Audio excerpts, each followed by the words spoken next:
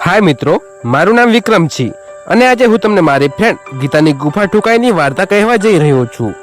તો ગીતા જેની જવાની બહુ જ કાતિલ હતી। 18 વર્ષની ઉંમરે જ એના બોબલા હિમાલયની જેમ ઊંચે અને ઊંચે જઈ રહ્યા હતા। તો ગીતાની ગાઢ પણ મસ્ત ગોળ અને ફૂલેલી હતી। એક દિવસ ગીતાએ એના સ્તન મારી સાથે અટકાવી દીધા અને પહેલા આવી કોઈ ઈચ્છા ના હોવા છતાંય મને હવે એની ઠુકાઈ કરવાની તાલાવેલી લાગી ગઈ। તો તમને હું ગીતાની ધાબા ઉપર જ કરેલી ઠુકાઈની વાર્તા કહીશ। તો મિત્રો, આ વાત ત્યારની છે જ્યારે હું મામાને ત્યાં ગયો હતો। ઉનાળો હતો અને ગામડું હોવાથી અહીં વીજળીની સમસ્યા રહેતી હતી, એટલે અમે ધાબા ઉપર જ સૂતા હતા। તો હું ગીતાની બાજુમાં સૂતો હતો। ચાંદની રાત હતી। ગીતા સાડી પહેરીને જ ઊંઘતી હતી, પણ આજે ગરમી વધુ હોવાથી એને ફક્ત પેટીકોટ પહેરીને સૂતી હતી। એ મને જોઈને બિલકુલ નર્વસ નહોતી થતી અને પોતાની જવાની મને બતાવતી રહેતી હતી। એ મારી સામેથી પથારીમાં પેટીકોટ બ્લાઉઝ પહેરીને સૂઈ ગઈ।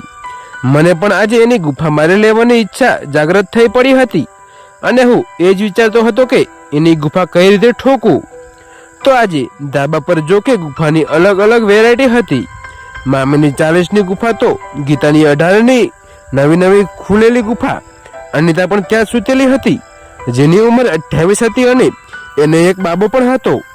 તો સૌથી પહેલા હું એમની પાસે જઈને સૂતો।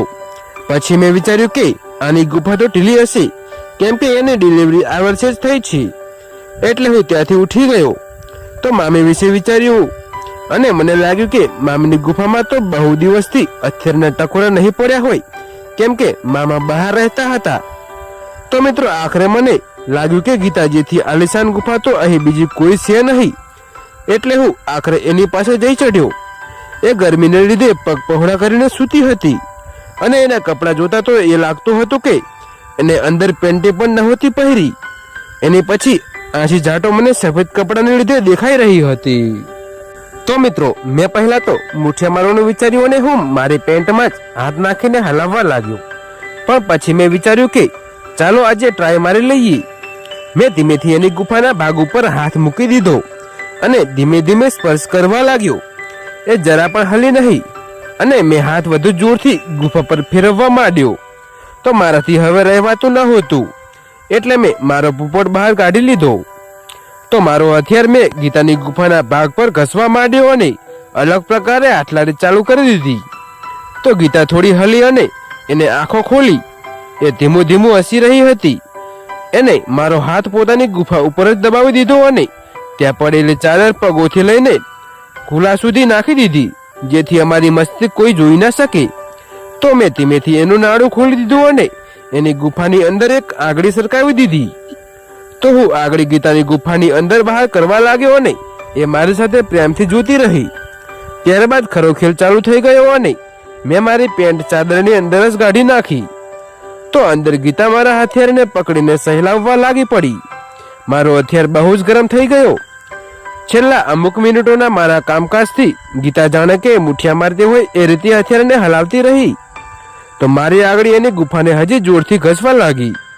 મેં ચાદરમાં જ હવે મારો હથિયાર ગીતાના મોઢા તરફ લંબાવી દીધો અને મારી ફ્રેન્ડ સેક્સી રીતે એને આંખોમાં મોંમાં લઈને ચૂસવા માંડી। તો એ હથિયાર ચૂસવામાં જબરી પાવરથી હતી અને આંખો હથિયાર ગળા સુધી ખેંચીને ચૂસી રહી હતી।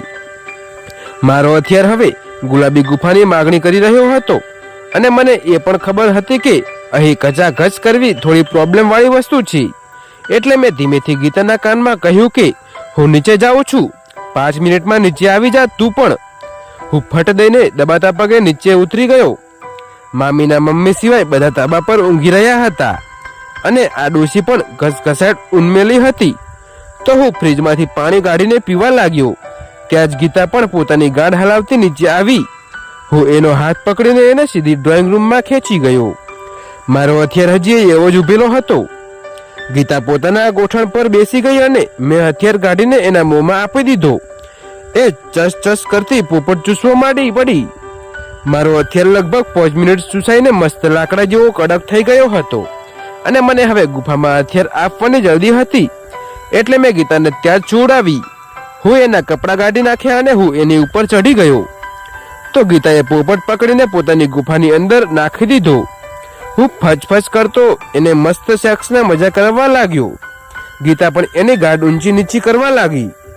આખો હથિયાર ગુફાની અંદર બહાર થવા લાગ્યો અને મને લાગ્યું કે ગીતા થુકાઈના દાવમાં નવી તો બિલકુલ નથી અને એ આની પહેલા પણ હથિયાર જરૂર લઈ ચૂકી હશે, કેમ કે એની ગુફા પહોળી ફસ થઈ ગયેલી હતી અને આખો હથિયાર મજા સાથે ગીતાની લાલ ગુફામાં નાચી રહ્યો હતો.